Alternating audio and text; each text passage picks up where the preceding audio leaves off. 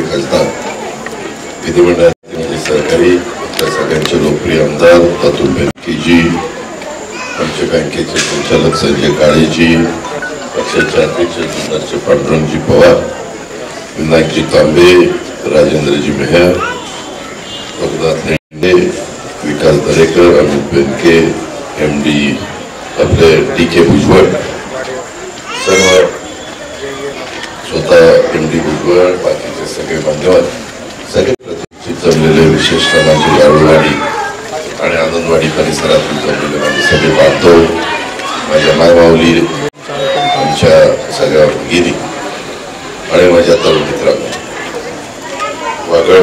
वारुळवाडी गावाच्या सर्वांगीण विकासासाठी आज थोडक्यात आनंदवाडी आणि वारुळवाडीच्या बद्दल देखील काही माहिती आम्हाला दिली.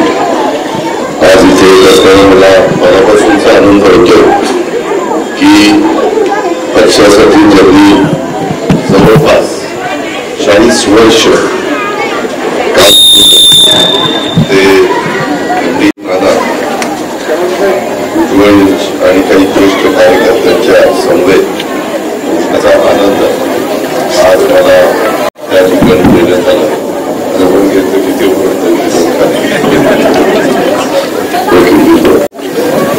30 वर्षांच्या सार्वजनिक जीवनात जर बघितलं, माझ्यासारख्या पण कार्यकर्त्याला जिल्ह्याच्या राजकारणामध्ये काम करत करत जवळपास 34 वर्ष झाली. आज मात्र मागच्या 30 वर्षाच्या सार्वजनिक अनेक राजकीय चढ-उतार महाराष्ट्राच्या, देशाच्या, आपल्या जिल्ह्याच्या राजकारणात आलेले आपण सगळ्यांनी बघितले. पण MD नानांच्या सारखे असे असंख्य कार्यकर्ते आपल्या पक्षाच्या पाठीमागे भक्कमपणे उभे राहिलेले मला जिल्ह्यामध्ये पाहायला मिळतं, वेगवेगळ्या तालुक्यामध्ये पाहायला मिळतं. त्याच्यामध्ये MD नानांचं नाव प्राधान्याने घ्यावं लागेल.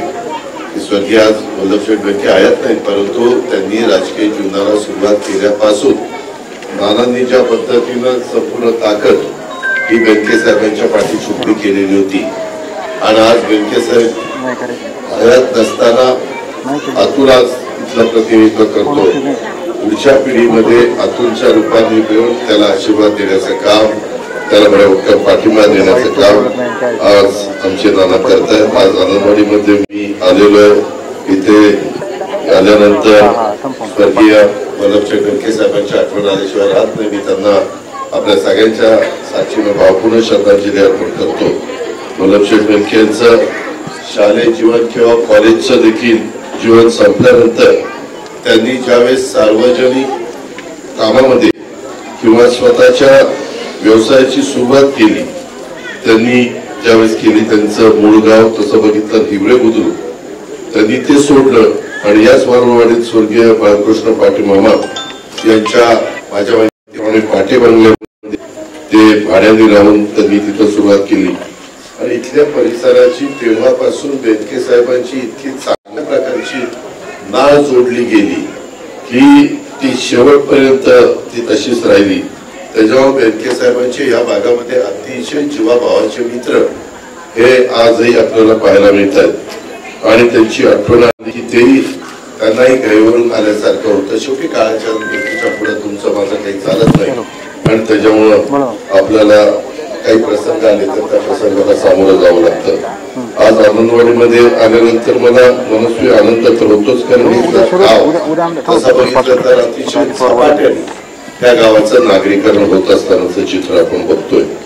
आणि त्याच पद्धतीने यांची वाटचाल चाललेली आहे. या ठिकाणी असणाऱ्या गुरुवैर्य राप सबनीस विद्यालयाचं प्रशस्त संकुल किंवा आत्ताच आम्ही तिथं अनिलरावांच्या कृषी विज्ञान केंद्र तिथं थांबलेलो होतो. यासारख्या मोठ्या संस्था या परिसरामध्ये काम करतायत, त्याचाही डायरेक्ट इनडायरेक्ट परिणाम इथल्या विकास कामावर त्या ठिकाणी होतोय.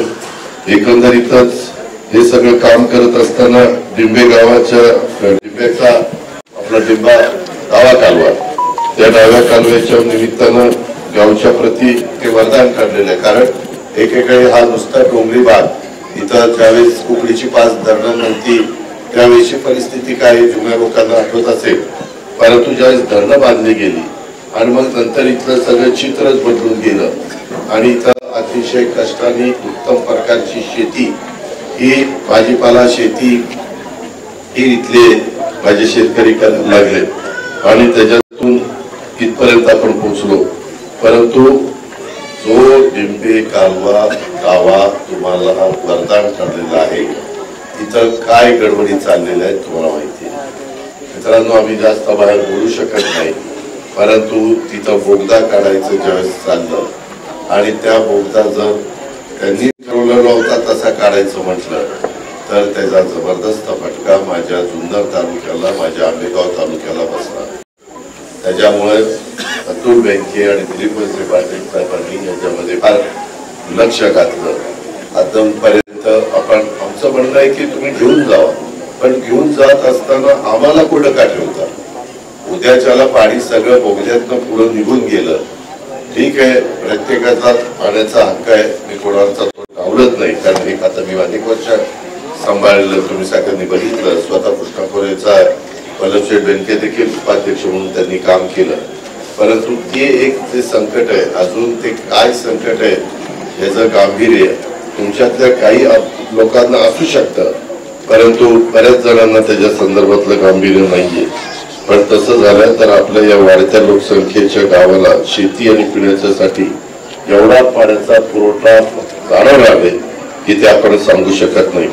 आणि त्याच्यामुळेच हे कुठल्याही परिस्थितीमध्ये लिंबा कालवा आपण बंद पडून द्यायचा नाही, अशा पद्धतीची भूमिका ही आपल्या आमदारांनी घेतलेली आहे, शेजारचे मंत्री महोदय दिलीप वळसे पाटलांनी घेतलेली आहे. आणि त्याच्याकरता आमचेही सचोटीनं प्रयत्न चालू आहे. आम्ही पण देवेंद्र फडणवीस यांच्याकडे ते खाते आहे, त्यांच्याशी पण सतत बोलतोय. वारुळवाडीच्या गावाच्या सर्वांगीण विकासाच्या करता आजपर्यंत बघितलं आनंदवाडी आणि वारुळवाडी, तर इथं कुठल्याही प्रकारचा निधी करून पडून दिला गेलेला नाहीये. ठीक, ज्यावेळेस मला त्यांनी दर्शनाच्या करता सावता महाराज मंदिरामध्ये नेलं संत शिरोमणी, त्यावेळेस त्यांनी मला थोडीशी पाठीमागची पार्श्वभूमी या 99 साली माझ्या माहितीप्रमाणे अशोकराव मोहोळांना आपण इथून खासदारकीचं तिकीट दिलेलं होतं जुना खेड लोकसभा मतदारसंघात. त्यावेळेस त्यांनी त्यांच्या निधीतनं ही एक चांगली वास्तू उभी केली. तिथं आपले श्री संत शिरोमणी सावता महाराज यांचं मंदिर आहेच, परंतु त्याचबरोबर हनुमान असेल किंवा आपला गणपती असेल किंवा आपल्या विठ्ठल रुक्मिणी असेल, अशा सगळ्याच एकाच ठिकाणी सर्व देवांचं दर्शन या मंदिरामध्ये होतंय. हे लोकांना अतिशय समाधानकारक बाब आहे. या ग्रामपंचायतीच्या भव्य इमारतीसाठी कोट्यवधी रुपयाचा निधी हा देण्यात आलेला आपल्याला सगळ्यांना माहिती आहे. एक आहे या गावचं सांडपाणी जे आहे ना, हे सांडपाणी आता तुमचं मी मागाशी सांगितलं शहरासारखं झालं, ते नेमकं आपल्या मीना नदीमध्ये मिसळतंय आणि त्याच्यावर नदी प्रदूषित होते. हे सगळीकडे सुरू झालंय. शहरं जशी मोठी व्हायला लागली आणि तिथं पाणी जास्त लागायला लागलं आणि त्या पाण्याचं वापरलेलं पाणी ड्रेनेजच्या माध्यमातून मोठ्या नाल्याने नदीला मिळायला लागलं आणि त्याच्यामुळं इथं नदी प्रदूषित झाली. याकरता मला आतून इतका मागे लागलेला होता की दादा हे काम मला कुठल्याही परिस्थितीमध्ये करून द्या. आणि आपली डीपीडीसी असते, त्याला आता काही जण डीपीसी म्हणतात, नियोजन समिती नियोजन, तिथून एटीपी च्या म्हणजेच सिव्हिल ट्रीटमेंट प्लांट उभा करण्याचं आपण ठरवलेलं आहे. आणि त्याच्यामध्ये आपण आपलं नारायणगाव घेतलं, आपली वारुळवाडी घेतली, या सगळ्या भागाचा आपण समावेश केलेला आहे. आपल्याला जाणीव आहे की पुढं वळणवाडीच्या वळण बंधाऱ्यामध्ये देखील हे सर्व प्रदूषित पाणी आपल्याला आढळलेलं पाहायला मिळेल. त्यातून आरोग्याच्या अनेक समस्या त्या उद्भवू शकतात. ही गोष्ट ज्यावेळेस माझ्या कानावर अतिशय गंभीरतेने अतुलनी घातली, त्यावेळेस मी कलेक्टरला सूचना दिल्या की एवढा मोठा निधी आता डीपीसीच्या निमित्तानं आलेला आहे, तर एसटीपी प्लांट तो नारायणगाव आणि या वारुळवाडीच्या परिसरातला झालाच पाहिजे, अशा पद्धतीची भूमिका घेतली आणि त्याला मी मंजुरी दिलेली आहे. आपण त्याबद्दल काही काळजी करू नका. इतर पण विकासाचे प्रश्न सोडवण्याच्या करता आम्ही केव्हाही रात्री 12ला म्हटलं तरी तुमच्या पाठीशी आहोत. हा विश्वास मी आमच्या प्रांताध्यक्षांच्या साक्षीने तुम्हाला सगळ्यांना देतो. आज अतिशय प्रेमाने एमडी उज्ज्वल साहेबांनी आम्हाला नानांनी बोलवलं त्याबद्दल नानांना पण धन्यवाद देतो, वाडीला पण धन्यवाद देतो आणि इथं आल्यानंतर आपण अतिशय प्रेमाने आमच्या सगळ्यांचं स्वागत केलं त्याबद्दल देखील मी आपल्या सगळ्यांचे आभार मानतो। आणि या गावाने आजपर्यंत जशी स्वर्गीय वल्लभशेठ रेणके साहेबांना साथ दिली तशा पद्धतीनं एक चांगला तरुण हरुंदरी कार्यकर्ता म्हणून आमच्या या गावाने माझ्या मायबाऊलींनी माझ्या भगिनींनी आपल्या अतुलला पण तशाच प्रकारची साथ द्यावी आणि तुम्ही अतुलच्या मागे उभे राहावं अशी माझी विनंती आहे। या अर्थसंकल्पाच्या निमित्तानं मी खूप चांगल्या योजना या माझी लाडकी बहीण योजना आज पॉप्युलर झालेली आहे। आमच्या मायमाऊलींच्या नावावर पैसे जमा व्हायला लागले, त्यांच्या अकाउंटला वीज माफी, शेतकऱ्यांच्या दृष्टीनं वीज माफीचा फार मोठा निर्णय आणि मी तुम्हाला सांगतो मी दिलेला शब्द पाळणारा कार्यकर्ता आहे, मी शब्दाचा पक्का आहे। मागच्या काळामध्ये मला आठवत आहे सुशीलकुमार शिंदे मुख्यमंत्री असताना असंच त्यांनी वीज माफीची घोषणा केली आणि सरकार परत निवडणुका झाल्यानंतर विधानसभा मुख्यमंत्री झाले आणि ते पुन्हा वीज माफी रद्द करण्यात आली। मी 14,900 कोटी रुपयाची वीज माफी 44 लाख शेतकऱ्यांची करत असताना ती परत आपण माघार घ्यायची नाही, ती कायमची वीज माफी चालू ठेवायची, पुढेही 5 वर्ष चालू ठेवायची अशा पद्धतीचा निर्णय घेतलेला आहे। त्याच्यामुळे इथून पुढच्या काळामध्ये देखील जिल्ह्याने जशी उत्तम साथ मला आणि माझ्या सगळ्या सहकाऱ्यांना विधानसभेच्या निवडणुकीच्या निमित्तानं दिलेली होती तशाच पद्धतीनं साथ आपणही आम्हाला द्यावी। पुन्हा आम्हाला संधी दिल्यानंतर या सगळ्या योजना पुढे सातत्य त्याचं टिकेल, सतत पुढे त्या चालू राहतील।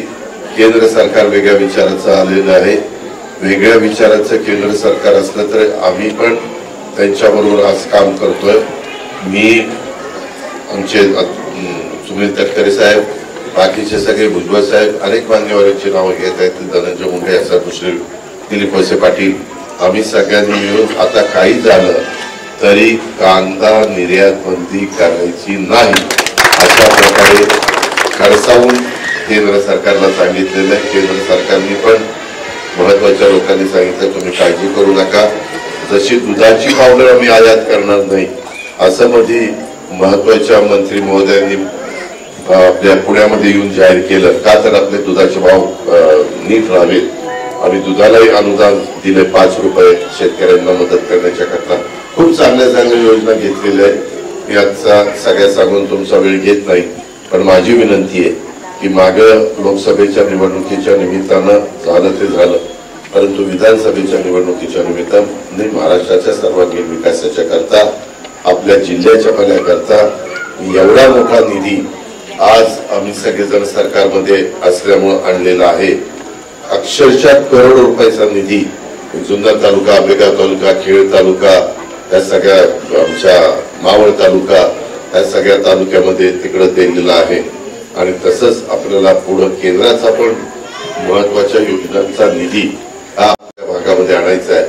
त्याकरता तुम्ही येणाऱ्या निवडणुकीमध्ये मी म्हणजे टाकायला जायचं आणि गाडीवर पुन्हा पोहायचं असं काही माझा स्वभाव नाही।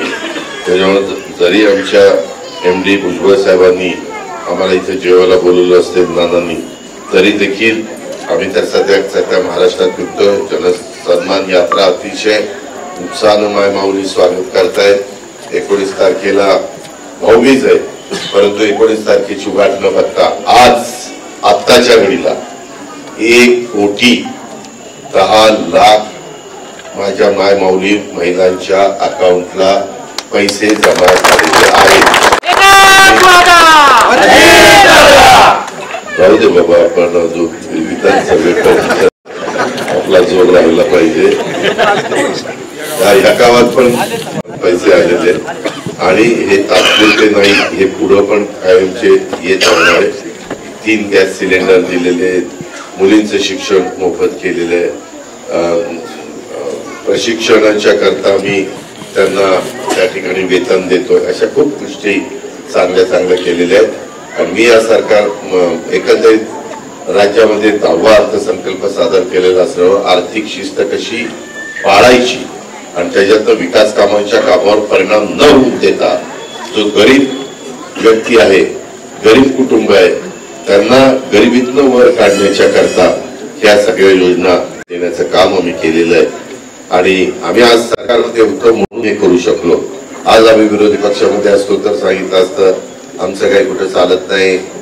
अतुलला विचारलं सगळे आमच्या विकास कामावर दिलेले होते, परंतु आता मात्र आपण ती सगळी भर भरून काढलेली आहे. अशाच पद्धतीनं लक्ष्य बेनके साहेबांना जसे साथ दिली तसं अतुलला देखील आपण सगळ्यांनी साथ द्यावी. पुन्हा एकदा आपण त्या पद्धतीनं प्रेमाने स्वागत केलं आणि काही आमच्या डीकेंनी पण काही मुद्दे मांडले त्याच्याबद्दल मी मार्ग काढीन एवढंच तुम्हाला सगळ्यांना विश्वास देतो, खात्री देतो आणि आपल्या सगळ्यांची रजा घेतो. जय जय महाराष्ट्र. धन्यवाद. राष्ट्रवादी काँग्रेसचे बरेचसे इथून पुढच्या काळामध्ये नेते इथे येऊन गेले. आपली कमी होती ती पण घडून निघाली. त्याच्यामुळे आम्हाला सर्व मंडळींना त्या ठिकाणी आनंद आहे आणि